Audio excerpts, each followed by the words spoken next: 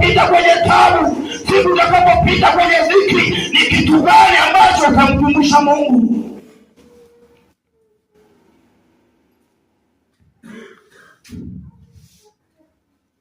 Ni lazima tutafute uso wa Mungu, kwa sababu hatujui siku atarudi lini.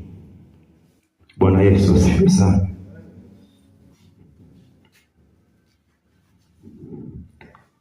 Hatujui kesho itakuwaje. Kesha Biblia inasema kesheni kila itwapo leo kutafuta uso wa Mungu. Bwana Yesu asifiwe sana. Sisi ni wanadamu.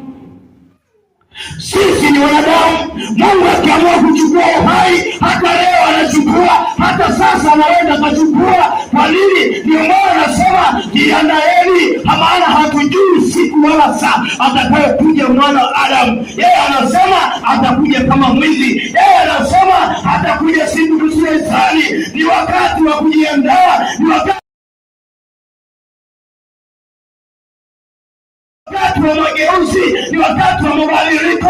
Kanisa lazima tusimame, tubadilike, tugeukie uso wa Bwana, tumwambie Mungu anaye atatusamehe dhambi zetu, makosa yetu atatusamehe, ili siku moja akija atukute tupo sawa, atukute tupo salama. Hata kama akija leo akute uko safi, hata kama akija leo akute uko salama. Bwana Yesu asifiwe sana. Nakumbuka wanawali wale,